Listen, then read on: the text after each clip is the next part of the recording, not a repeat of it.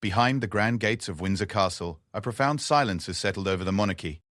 King Charles III, once vocal about his vision for a modern crown, has withdrawn from public life in ways that have left palace insiders whispering in hushed tones. Meanwhile, Prince William moves through the corridors of power with quiet determination, his footsteps echoing where his father's voice once commanded attention. This isn't just another royal transition. It's the untold story of a son who must choose between loyalty to his father and duty to his future throne. As cameras capture William's increasing presence at state functions and Charles's mysterious absences from key ceremonies, the question that haunts Buckingham Palace grows louder each day. Is Britain witnessing the most significant shift in royal power since the abdication crisis of 1936? What you're about to discover will change everything you thought you knew about the modern monarchy. This is the story of a crown that passes not through ceremony, but through silence. The morning sun cast long shadows across the east terrace of Windsor Castle as Prince William adjusted his navy blazer and checked his watch for the third time. The Commonwealth leaders were arriving in 20 minutes and his father was nowhere to be found. Again. Catherine noticed her husband's tension as she approached, her heels clicking softly against the ancient stone. "Any word from your father's private secretary?" she asked quietly. Though they both knew the answer. William shook his head, his jaw tightening almost imperceptibly. "Sir Clive says he's reviewing documents in his study. The same excuse as last week." He paused, watching a black Bentley wind up the castle's driveway. "And the week before that, what the public didn't know, what the carefully orchestrated press releases couldn't hide, was that King Charles III had been gradually retreating from his royal duties over the past 6 months. It had started subtly, a cancelled dinner here, a postponed meeting there. But now, as William prepared to welcome the Prime Minister of Australia in his father's absence, the pattern had become impossible to ignore. The transformation hadn't been sudden.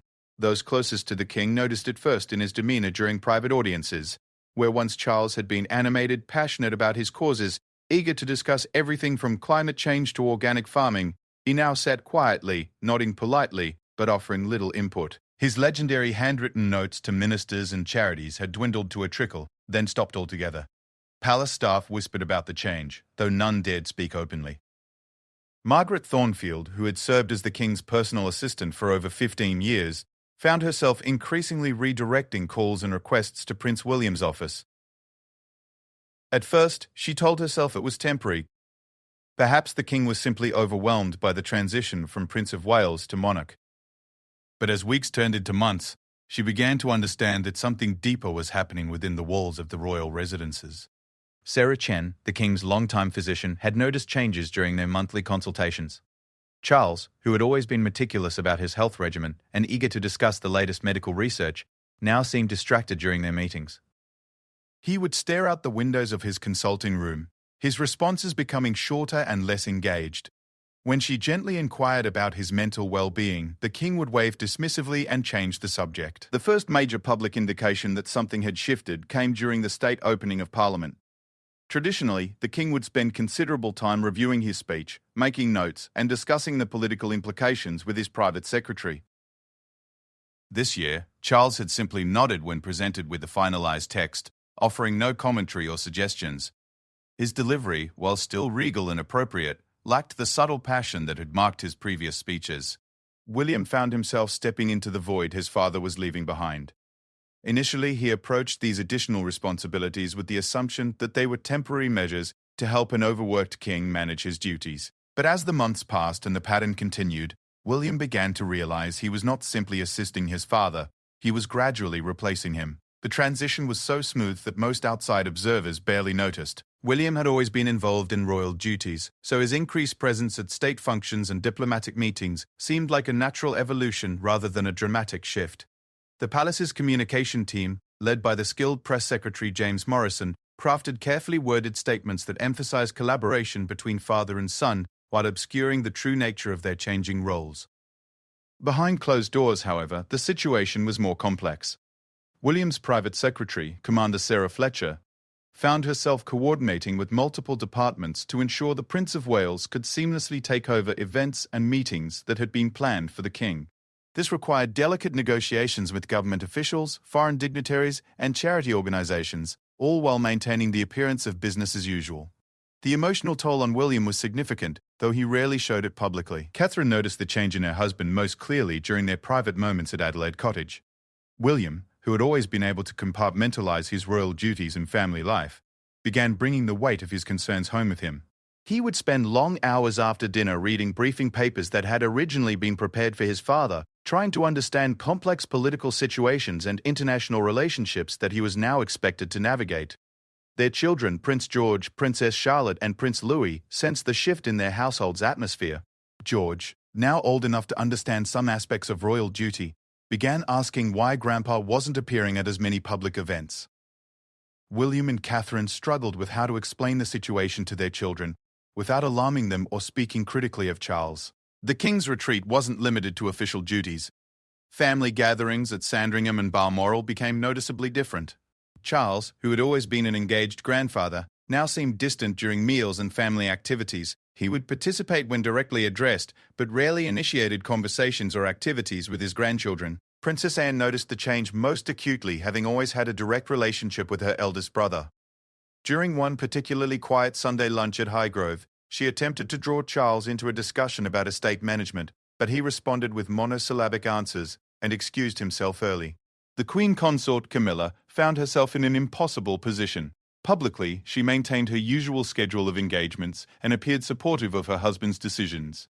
Privately, she struggled to understand what was happening to the man she had married. Friends noted that Camilla seemed more subdued during social gatherings, and she began declining some invitations to events she had previously enjoyed. Her closest confidants worried that she was becoming isolated as she tried to protect Charles's privacy while managing her own concerns about their future. International allies began to notice the shift as well. During the annual Commonwealth Heads of Government meeting, several prime ministers privately inquired about the King's health and availability for bilateral meetings. William found himself taking on conversations and commitments that would traditionally have been handled by the monarch. His natural diplomacy and years of preparation served him well, but the responsibility was overwhelming for someone who had expected to have years more to prepare for such a role. The British government faced its own challenges as Charles became less accessible. The weekly audiences between the monarch and Prime Minister, a cornerstone of the constitutional system, became increasingly brief and perfunctory. The Prime Minister's private secretary noted that the King seemed disengaged during these meetings, rarely asking the probing questions that had characterized his early months as sovereign. Palace historians began quietly discussing parallels to other periods of royal transition, though none wanted to speak openly about the comparison to King Edward VIII's abdication. The situation was different. Charles remained king and continued to fulfill his most basic constitutional duties, but the practical transfer of leadership to William was unprecedented in modern times. As autumn approached, the pattern had become established. William would arrive at Buckingham Palace each morning knowing that his day would be filled with meetings, audiences, and decisions that had originally been scheduled for his father. He approached each responsibility with characteristic seriousness, but friends noted the strain in his face during private moments. The weight of premature kingship was settling on his shoulders, even though no official transition had occurred. The silence from King Charles grew more profound with each passing week, leaving Prince William to navigate the delicate balance between respecting his father's privacy and fulfilling the duties of the crown. This quiet revolution in the British monarchy was happening without fanfare or formal announcement, but its implications would reshape the future of the royal family in ways that no one could yet fully comprehend. The first part of this extraordinary story was drawing to a close, but the most challenging chapters lay ahead. As William prepared for what many were beginning to see as an inevitable transition, the question remained, what had caused the king's retreat, and was there any path back from the silence that had enveloped the crown? The October rain drummed against the windows of Clarence House as Prince William sat across from Dr. Elizabeth Hartwell, the family's trusted psychiatrist who had discreetly served the royal household for over 2 decades. The meeting had been arranged through careful channels, ensuring complete confidentiality while addressing the growing concerns about the king's well-being. "Your father has always been a man of great passion and purpose," Dr. Hartwell observed, her voice gentle but professional. "When someone like that begins to withdraw, we must consider what might have triggered such a fundamental change." William nodded, his fingers unconsciously drumming against his knee. It started around the time of the Scottish independence discussions. The pressure from Parliament, the constitutional questions about the monarchy's future role, but surely he's faced political pressure before. Hartwell made a note in her leather portfolio. The difference might be that this time, the pressure isn't just about policy decisions. It's about the very legitimacy and relevance of the institution he represents. For someone who has spent their entire life preparing to serve as king, questioning the value of that role could be profoundly destabilizing. The conversation touched on something William had been reluctant to acknowledge. His father's withdrawal might not be a temporary response to stress, but rather a deeper psychological reaction to the changing nature of monarchy in the modern world. The king who had once believed passionately in his ability to make a difference through royal influence was now confronting a reality where that influence seemed increasingly limited and questioned. Meanwhile, at Highgrove House, Charles sat in his private study, surrounded by towers of unopened correspondence and unread briefing papers. The room that had once buzzed with activity now felt like a mausoleum of abandoned projects. His environmental initiatives, the Prince's Trust expansions, the architectural preservation campaigns, all seemed to have lost their urgency in his mind. Tom Parker Bowles, Camilla's son, had noticed the change during a recent family dinner. Charles, who had always been curious about Tom's culinary adventures and restaurant reviews, barely acknowledged the stories being shared around the table. Camilla later confided to her sister that Charles spent most evenings staring into the fireplace, seemingly lost in thoughts he was unwilling to share. The international community was beginning to take notice of Britain's subdued monarch. During the G20 summit in Rome, President Macron of France had specifically asked William about his father's absence from several key sessions. William had diplomatically explained that the king was managing other pressing matters, but seasoned diplomats could read between the lines. The British monarchy's soft power, so crucial to the nation's global influence, was being quietly transferred to the next generation ahead of schedule. At Westminster, the Prime Minister faced her own dilemma. The weekly audiences with Charles had become exercises in frustration. Where previous monarchs had offered insight, asked challenging questions, and provided valuable perspective on governmental decisions, Charles now seemed to merely endure these constitutional obligations. The PM's private secretary noted that their meetings, traditionally lasting 45 minutes to an hour, were now concluded in less than 20 minutes. The situation created ripple effects throughout the governmental system. Civil servants who had developed working relationships with the king's private office found themselves redirected to Prince William's team. This created operational complications, as William's staff was not yet fully equipped to handle the volume and complexity of communications typically managed by the monarch's household. Princess Anne emerged as a crucial figure during this period, serving as an unofficial bridge between her brother and the rest of the family. Her direct approach and lifelong understanding of royal duty made her uniquely positioned to address the situation. During a private meeting at Gatcombe Park, she confronted Charles with characteristic bluntness. "Charles, you're abandoning your post," she said during what started as a routine discussion about estate management. "Not officially, perhaps, but practically. William is drowning in responsibilities he isn't prepared for, and you're leaving him to manage alone." The king's response was telling in its brevity. Perhaps it's better that way. Perhaps the monarchy needs someone who hasn't been tainted by decades of trying and failing to make a difference. This conversation, later recounted to William, provided insight into his father's mindset. The king wasn't just overwhelmed by his duties. He had begun to question whether his lifelong preparation and passionate advocacy had been worthwhile. The environmental crises continued to worsen despite his decades of warning. Political division seemed deeper than ever. The Commonwealth was fracturing along historical grievances that no amount of royal diplomacy seemed capable of healing.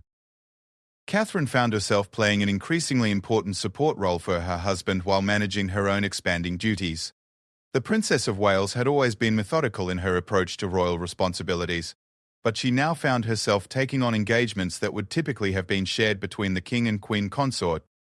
Her private secretary, Hannah Cockburn-Logie, worked extended hours to accommodate the additional scheduling demands. The children were not immune to the changes in their family dynamic. Prince George, showing wisdom beyond his years, began asking pointed questions about royal duty and family expectations. During a weekend at Anmer Hall, he asked his father why Grandpa Charles seemed sad all the time. William struggled to provide age-appropriate explanations while avoiding criticism of his father. The staff at various royal residences noticed the practical implications of the king's withdrawal.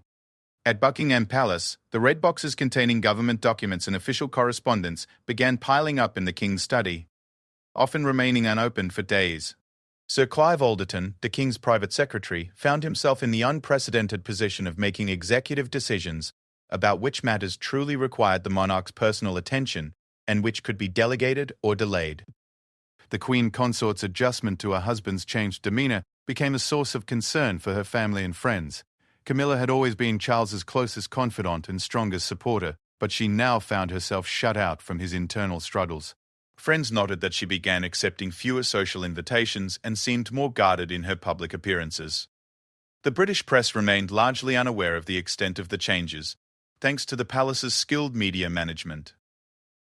However, some observant royal correspondents began noting patterns in the king's public schedule.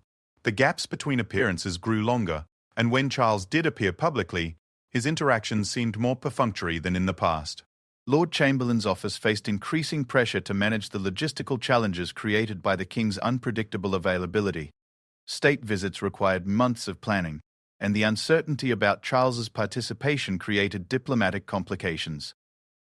Embassy officials began quietly inquiring about protocol alternatives that would ensure appropriate royal representation for visiting dignitaries.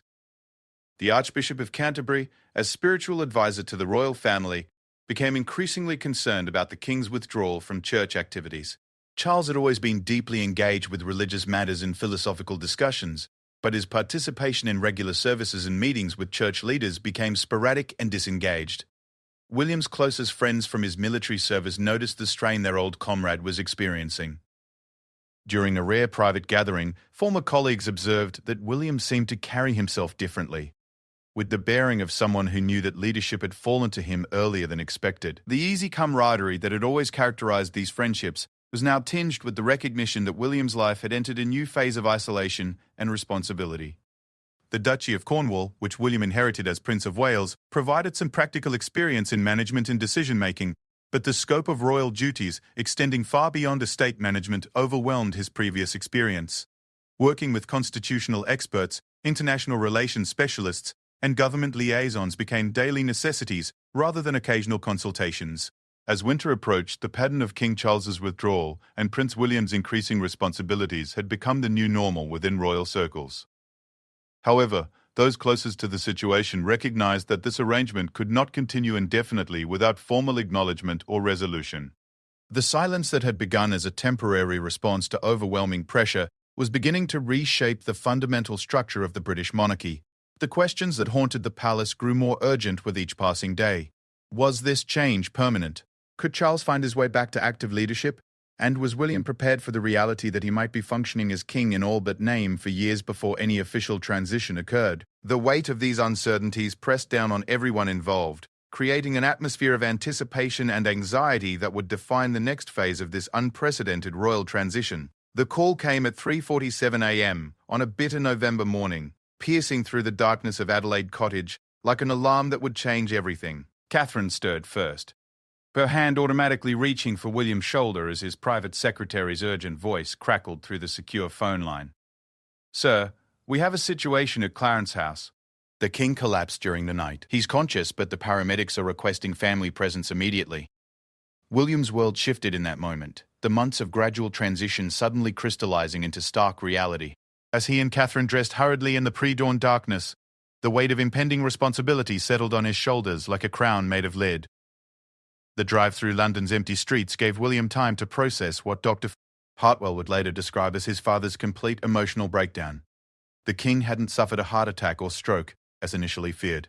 Instead, the months of internal struggle had culminated in what medical professionals would carefully term acute exhaustion and anxiety response. In simpler terms, Charles had reached the absolute limit of his psychological endurance. At Clarence House, the scene was controlled chaos. Palace security had cordoned off the area while medical personnel attended to the king. Camilla, wrapped in a silk robe and looking older than William had ever seen her, met them at the door with tears streaming down her face. "He was sitting in his study again, just staring at nothing," she whispered to William as they walked through the familiar corridors that now felt foreign and threatening. "I heard this terrible sound, like crying, but deeper. When I found him, he was on the floor, just repeating, 'I can't do this anymore,' over and over." Dr. Chen was already present, having arrived minutes after the emergency call. Her preliminary assessment was both reassuring and deeply concerning. "Physically, His Majesty is stable," she explained to the gathered family members. "But mentally, emotionally, he's experiencing what we might call a complete shutdown. The sustained pressure, combined with his underlying doubts about his effectiveness, has created a perfect storm of psychological distress. The immediate decision facing the family was whether to transport Charles to a private hospital or manage his care at the residence. Given the potential media implications and the king's expressed desire to avoid public scrutiny of his condition, they opted to convert a wing of Clarence House into a temporary medical facility. As dawn broke over London, William found himself in the unprecedented position of making executive decisions about his father's care while simultaneously managing the constitutional implications of an incapacitated monarch. The cabinet secretary arrived by 7 a.m., bringing with him constitutional experts and a prepared briefing on the procedures for temporary transfer of royal duties. The conversation that followed in Charles's private drawing room would be remembered as one of the most significant in modern royal history. Present were William, Camilla, Princess Anne, the cabinet secretary, the Archbishop of Canterbury, and the palace's senior constitutional advisor. The question on the table was simple to state but complex to resolve. How should the nation be informed about the king's condition, and what temporary arrangements needed to be made for royal duties? Princess Anne, characteristically direct, cut through the diplomatic language surrounding the situation. "Charles is having a nervous breakdown," she stated flatly. "We can dress it up in medical terminology and speak of exhaustion, but the reality is that our king is psychologically unable to fulfill his duties." The question isn't whether William should step in. He's already been doing that for months. The question is whether we make this temporary arrangement official. The constitutional advisor, Sir Michael Stevens, had prepared for this possibility, though he had hoped never to use his research. "There are precedents for temporary incapacitation," he explained, referencing historical instances where monarchs had been unable to perform their duties due to illness. However, the modern constitutional system requires more explicit arrangements. We would need to invoke the Regency Act, making Prince William regent until His Majesty recovers. William, who had been largely silent during the early part of the discussion, finally spoke. "What does my father want?" This question, simple and direct, highlighted the human dimension of the constitutional crisis. Charles's wishes, his dignity, and his eventual recovery had to be considered alongside the nation's need for effective royal leadership. Camilla, who had spent the morning at Charles's bedside, provided insight into the king's state of mind. "He keeps saying he's failed everyone, the country, the Commonwealth, the family. He believes that stepping back is the best thing he can do for the monarchy." She paused, her voice breaking slightly. "But he also seems terrified that if he formally steps down, even temporarily, he'll never find the strength to resume his duties." The Archbishop of Canterbury offered a perspective that would prove crucial to the family's decision-making. "Sometimes," he said quietly, "true service requires acknowledging our limitations. King Charles has spent his entire adult life preparing for and then executing the role of sovereign. If he needs time to heal and rediscover his purpose, perhaps that's not a failure, but rather a demonstration of his humanity and wisdom." By midday, the decision framework had been established. Charles would be given time to recover without the immediate pressure of royal duties, but no formal regency would be declared unless his condition deteriorated further. Instead, William would continue the informal arrangement that had been developing, with expanded authority to act on behalf of the Crown in all matters except the most constitutionally sensitive. The challenge now became crafting a public narrative that would protect the king's privacy while explaining his reduced public schedule. The palace's communications team worked furiously to develop statements that would satisfy media inquiries without revealing the full extent of Charles's struggles. The Queen Consort found herself in an impossible position during this period. Publicly, she needed to maintain normal royal activities to avoid speculation about a wider crisis. Privately, she was managing her own emotional response to her husband's breakdown while supporting his recovery process. Her sister, Annabel Elliot, became a crucial support system, often staying at Clarence House to provide companionship and practical assistance.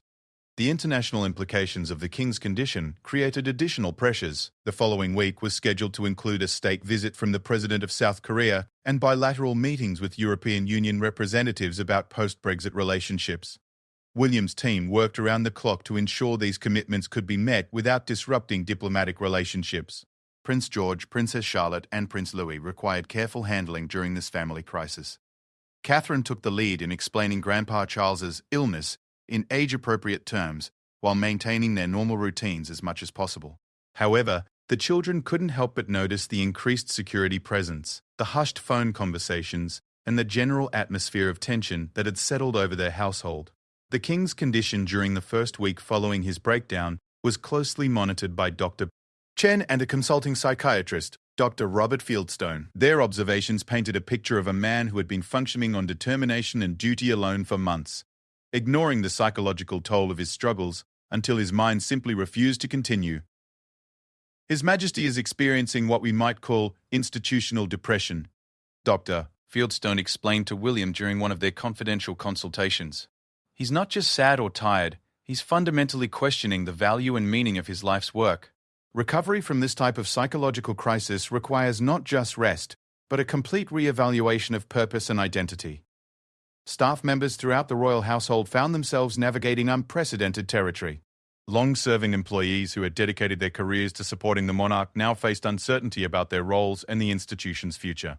Many had noticed the king's gradual withdrawal over previous months, but few had anticipated such a complete breakdown. The British government faced its own challenges during this period. The Prime Minister, briefed on the king's condition through secure channels, had to balance constitutional obligations with respect for royal privacy. Weekly audiences were suspended indefinitely, replaced by written briefings and occasional consultations with Prince William when constitutional issues arose. As the second week of Charles's recovery began, patterns started emerging that would define the next phase of this royal crisis. The king showed signs of stabilization. His acute anxiety had subsided, and he was sleeping and eating regularly. However, his engagement with royal matters remained minimal. When presented with routine correspondence or briefing papers, he would often set them aside without reading them, a behavior that concerned both his medical team and his private secretary. William found himself truly functioning as a shadow king during this period, making decisions and taking actions that would normally require his father's approval. The weight of this responsibility was enormous, but he approached each challenge with the methodical preparation that had always characterized his approach to royal duty. The breaking point had been reached, but rather than destroying the monarchy, it had created an opportunity for renewal, an honest assessment of the institution's future. As Charles began the slow process of psychological recovery, William stepped fully into the role that fate and circumstance had thrust upon him, knowing that the monarchy's survival depended on his ability to bridge the gap between his father's expectations and the reality of modern royal service. The third phase of this extraordinary story had revealed the human cost of royal duty, but it had also demonstrated the resilience of both the institution and the individuals who served it. The most challenging decisions, however, still lay ahead. 3 weeks after his father's breakdown, Prince William stood before the Privy Council in the oak-panelled room at Buckingham Palace, about to make decisions that would reshape the British monarchy for generations. The formal meeting had been called to address what constitutional experts were privately calling the silent transition, the unprecedented transfer of effective royal power without abdication or formal regency. The Lord President of the Council, accompanied by senior ministers and constitutional advisers, had gathered to discuss the practical arrangements that would allow the Crown's business to continue while King Charles recovered. William, dressed in a dark navy suit that seemed to emphasize the gravity of the moment, took his place at the head of the ancient table where centuries of crucial decisions had been made. "Gentlemen, ladies," William began, his voice carrying a new authority that even he seemed to recognize. "We find ourselves in uncharted constitutional territory. My father remains king, and I have no desire to change that. However, the reality of governing requires that someone make the decisions and fulfill the obligations that our democratic system demands." The arrangement they formalized that day would become known as the Windsor Compact, an informal but binding agreement that William would exercise full royal authority in all matters except those requiring the monarch's personal involvement, such as the dissolution of Parliament or granting royal assent to constitutional changes. It was unprecedented, delicate, and absolutely necessary. Sir Michael Stevens outlined the legal framework they had constructed. His Royal Highness will function as de facto regent while His Majesty retains the crown and all constitutional positions. This allows for continuity of government while preserving the possibility of the King's full return to duties when his health permits. The first test of this new arrangement came immediately. The President of France was scheduled to arrive for a state visit in 10 days, and every detail from the ceremonial welcome to the state banquet required royal oversight. William had attended dozens of such events, but never as the primary host representing the British crown. Catherine found herself thrust into an equally challenging position. As William's consort during these events, she would effectively be functioning as a shadow queen, hosting foreign dignitaries and their spouses while navigating the complex protocol that governs royal entertaining. Her private secretary worked overtime to ensure she was prepared for responsibilities that typically required years of gradual introduction. The logistics of royal life during this period created challenges that extended far beyond ceremonial functions. The red boxes containing government documents, foreign intelligence briefings, and diplomatic correspondence now flowed to William's office at Kensington Palace. His staff expanded hastily to accommodate the increased workload, worked to establish new routines and security procedures. King Charles, meanwhile, remained at Clarence House under the careful supervision of his medical team and the watchful eye of Camilla.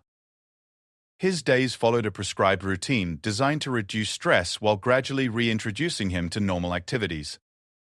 Morning walks in the garden were followed by light reading, not official documents, but books on subjects that had always interested him: architecture, philosophy, organic farming. Dr. Fieldstone's daily consultations with the king revealed the depth of his psychological struggle. His Majesty is grappling with fundamental questions about identity and purpose, the psychiatrist explained to William during one of their confidential updates. For someone who has spent 7 decades preparing for kingship, the possibility that he might not be suited for the role is profoundly destabilizing. The conversation between father and son that would define their relationship going forward took place on a grey December morning in Charles's private sitting room. William had requested the meeting, knowing that they needed to address the elephant in the room, the future of the monarchy and their respective roles within it. Charles, dressed casually in a worn cardigan and slacks, looked more relaxed than William had seen him in months, but also somehow smaller, as if the weight of the crown had been physically lifted from his shoulders. They sat in comfortable chairs by the fireplace, tea growing cold on the table between them, as they navigated one of the most important conversations in modern royal history. "I've failed, William," Charles said quietly, his voice lacking the defensive edge that had characterized their previous discussions about royal duties. "Not just as king, but as a father. I've left you to manage responsibilities you shouldn't have to handle for years yet." William chose his words carefully, understanding that this conversation would shape not only their personal relationship, but also the future of the institution they both served. "Father, you haven't failed. You've been carrying an impossible burden in an impossible time. The question now isn't about failure, it's about how we move forward." What emerged from that conversation was a new understanding of royal duty that acknowledged both Charles's limitations and William's readiness to assume greater responsibility. Charles would remain king, participating in ceremonial functions and constitutional duties as his health permitted, while William would handle the day-to-day governance and leadership responsibilities that had become overwhelming for his father. "I think," Charles said towards the end of their talk, "that this might be what the monarchy needs. You understand the modern world in ways I've struggled with. Perhaps my role now is to provide continuity and tradition, while you provide leadership and vision." The state visit from France provided the first public test of their new arrangement. President Macron arrived at Westminster Pier to be greeted by Prince William in full ceremonial dress, with Catherine beside him in a stunning blue coat that immediately drew comparisons to Princess Diana's most memorable public appearances. King Charles appeared briefly at the state banquet, making a short but warm speech welcoming the French delegation before retiring early in what was described as a perfectly normal diplomatic protocol. The French president later privately praised the arrangements to his staff, noting that Prince William demonstrated remarkable poise and diplomatic skill during their bilateral meetings. "He carries himself like a king," Macron observed, though this comment was kept strictly confidential to avoid complicating the delicate situation. The British public, largely unaware of the full extent of the behind-the-scenes arrangements, began to notice that Prince William was appearing more frequently in prominent royal roles. Opinion polls showed strong support for his increased visibility, with many respondents expressing confidence in his ability to represent Britain on the international stage. The Commonwealth realm presented unique challenges during this transition period. Leaders from Canada, Australia, New Zealand, and other Commonwealth nations required clarity about whom they should address for official communications and ceremonial matters. A carefully orchestrated series of phone calls and diplomatic communications established that William would serve as the primary point of contact for most Commonwealth business, while Charles retained his ceremonial role as head of the Commonwealth. Princess Anne became an increasingly important figure during this period, serving as a bridge between the traditional monarchy represented by Charles and the evolving institution that William was beginning to embody. Her decades of experience and no-nonsense approach to royal duty made her an invaluable advisor as the family navigated uncharted waters. The Queen Consort's role evolved as well. Camilla found herself with fewer official duties as William and Catherine took on more public engagements, but she became crucial to Charles's recovery process. Her presence provided stability and emotional support that allowed the king to focus on healing without the pressure of maintaining public appearances. The children, George, Charlotte, and Louis, adapted to their father's increased responsibilities with the resilience that children often display during family transitions. However, their lives were inevitably affected by the heightened security measures and changed family routines that accompanied William's expanded role.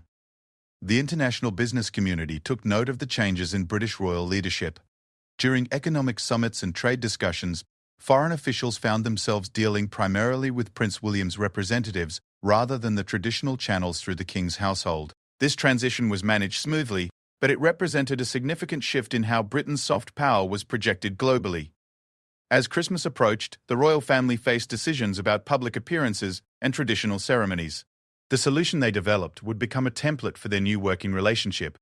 Charles would participate in the most important traditional events, such as the Christmas broadcast and church services, while William would handle the majority of other public engagements. The Christmas broadcast itself became a symbol of the monarchy's evolution. King Charles delivered a thoughtful, personal message about service, duty, and the importance of family support during difficult times. While he never directly referenced his recent struggles, the speech carried an undertone of personal reflection and gratitude that resonated with viewers. Behind the scenes, the speech's preparation had involved William more than any previous royal broadcast. Father and son worked together on the themes and messaging, creating a collaborative approach that honored Charles's experience while incorporating William's perspective on contemporary challenges facing the nation. The year ended with the monarchy in a state of unprecedented but stable transition. King Charles remained on the throne, his health gradually improving and his public role clearly defined. Prince William had emerged as the practical leader of the royal family, handling the complex responsibilities of modern constitutional monarchy with skill and dedication that surprised even his supporters. The new crown wasn't made of gold and jewels. It was forged from necessity, family loyalty, and the recognition that duty sometimes requires reinventing the very institution you're sworn to serve.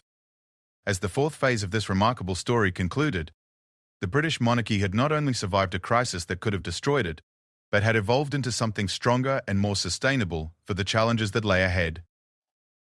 6 months had passed since that November morning when everything changed, and the gardens of Highgrove House were beginning to show the first signs of spring. King Charles walked slowly among the budding roses he had planted decades earlier, his step lighter than it had been in over a year. Beside him, Prince William matched his father's pace, both men sharing a comfortable silence that had replaced the tension that once defined their relationship. The transformation in both father and son was remarkable. Charles, freed from the crushing weight of daily royal obligations, had rediscovered the passion and purpose that had driven him for most of his life. His focus had shifted from the broad, overwhelming responsibilities of kingship to specific, manageable projects that aligned with his deepest convictions about environmental stewardship and social responsibility. "The new Young Farmers program is exceeding all expectations," Charles remarked, pausing beside a patch of experimental organic vegetables. "Sometimes I think my greatest contribution to the monarchy might be showing that stepping back can be as important as stepping forward." William smiled at his father's observation, understanding the profound wisdom it contained. Over the past months, he had watched Charles undergo what could only be described as a rebirth. The man who had been paralyzed by the enormous scope of royal duty was now energized by focused, meaningful work that played to his strengths and passions.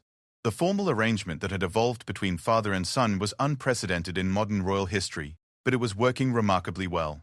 Charles retained the ceremonial aspects of kingship that connected the monarchy to its historical roots, while William handled the complex modern challenges of constitutional monarchy in the 21st century. Rather than creating confusion, this division of responsibilities had actually strengthened the institution by allowing each man to focus on what he did best. The king's recovery had not been quick or easy. Dr. Fieldstone continued to work with him on managing the anxiety and perfectionism that had contributed to his breakdown. However, Charles had developed new coping strategies and a clearer understanding of his own limitations and strengths. "I spent so many years trying to be everything to everyone," Charles had confided to William during one of their regular walks. "I thought being king meant solving every problem, addressing every crisis, being personally responsible for the entire realm. It's taken me 75 years to understand that sometimes the greatest service is knowing when to let others lead." This philosophical shift had practical implications throughout the royal household. Charles now focused his energy on a carefully curated selection of causes and organizations, where his personal involvement could make a meaningful difference. His environmental work, in particular, had taken on new life as he approached it, not as a royal obligation, but as a personal mission. William, meanwhile, had grown into his expanded role with confidence and skill that impressed even his severest critics. The young man who had once seemed reluctant to embrace royal duty now carried himself with the natural authority of someone born to lead. His approach to kingship, while respectful of tradition, was decidedly modern and pragmatic. The Commonwealth had particularly benefited from William's increased involvement. His visits to member nations were characterized by substantive discussions about contemporary challenges rather than purely ceremonial functions. Prime ministers and presidents found in him a royal representative who understood global economics, climate change, and technological disruption in ways that enabled meaningful diplomatic engagement. Catherine's evolution into her expanded role had been equally impressive. The woman who had once been praised primarily for her style and grace now commanded respect as a formidable advocate for mental health, early childhood development, and social welfare. Her partnership with William in both official duties and family life provided stability that allowed him to take on increasingly complex responsibilities. The children had adapted to their families' changed circumstances with remarkable resilience. Prince George, now old enough to understand more about his father's role and his own future responsibilities, showed signs of inheriting William's thoughtful approach to duty. His conversations with both his father and grandfather about royal service demonstrated wisdom beyond his years. Princess Charlotte had become particularly close to her grandfather during his recovery period. Their shared interest in gardening and nature provided Charles with some of his happiest moments, while giving Charlotte insights into environmental stewardship that would influence her own future role in the royal family. Prince Louis, still young enough to simply enjoy the increased time with family members, brought joy and spontaneity to family gatherings that helped maintain perspective during serious discussions about the monarchy's future. The international community had fully adjusted to the new arrangement within the British royal family. During the G7 summit in Scotland, William represented Britain alongside other world leaders with the authority that left no doubt about his role as the monarchy's primary representative in international affairs. Foreign governments now routinely address their most important communications to William's office, rather than the king's household. The British government had also settled into the new rhythm of royal engagement. The Prime Minister's weekly audiences were now held with Prince William, who brought a different perspective to these constitutional consultations. Where Charles had often focused on broad philosophical questions, William engaged with the practical implications of policy decisions and their effects on specific communities. The general public had embraced the new arrangement with surprising enthusiasm. Opinion polls consistently showed strong support for both Charles's continued kingship and William's expanded role. Many respondents expressed appreciation for what they perceived as an honest acknowledgement of human limitations combined with effective leadership transition. The media, initially skeptical about the unusual power-sharing arrangement, had come to respect the way the royal family had handled a potentially devastating crisis. Royal correspondents noted that access to both Charles and William had actually improved, as each man was more comfortable discussing the aspects of royal duty for which he was primarily responsible. The palace staff had adapted to the new structure with professional flexibility that demonstrated the strength of the royal household's institutional knowledge. Senior courtiers found themselves managing two complementary but distinct royal operations, each with its own rhythms and priorities. Looking toward the future, the arrangements that had begun as crisis management were evolving into a new model for constitutional monarchy. William and his advisors were already considering how this approach might influence his own eventual transition of power to Prince George, potentially creating a more sustainable and humane approach to royal succession. The environmental initiatives that had been Charles's passion for decades were flourishing under the new arrangement. Freed from the need to balance these interests against other royal obligations, he was able to dedicate focused attention to projects that were producing measurable results in sustainable agriculture, renewable energy, and conservation.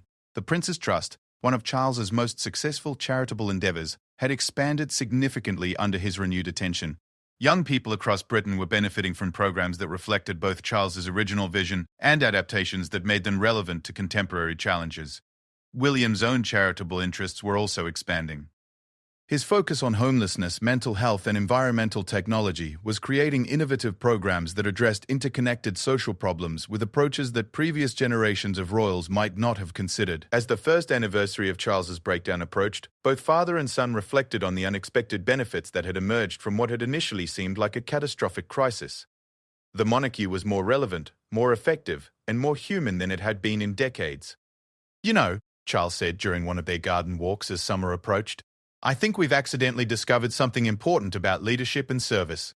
Sometimes the greatest gift you can give an institution is the courage to change how it operates." William nodded, understanding that his father was referring not just to their personal arrangement, but to a broader principle about institutional evolution. "The crown isn't about the person wearing it," he replied. "It's about serving something larger than ourselves, and sometimes that means serving in ways no one has tried before." The silence from King Charles that had begun this extraordinary story had evolved into a different kind of communication, one based on trust, mutual respect, and shared commitment to the institution they both served. Prince William had not simply stepped into power, he had helped create a new model of royal leadership that honored tradition while embracing necessary change. As the sun set over Highgrove House that evening, both men understood that they had not only survived a crisis that could have destroyed the monarchy, but had transformed it into something stronger and more sustainable. The future crown would be different from any that had come before, not because of constitutional change or political pressure, but because two men had found the courage to admit their limitations and work together to transcend them. The story that had begun with silence had become one of renewal, adaptation, and hope. The British monarchy, faced with its greatest internal challenge in generations, had emerged more relevant and more resilient than anyone could have imagined.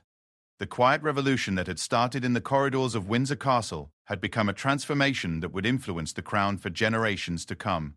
In the end, the silence from King Charles had not been a retreat from duty, but a profound act of service, one that had allowed both the monarchy and the nation to discover new possibilities for leadership in an uncertain world. The emotional tale that had seemed like an ending had become instead an extraordinary beginning.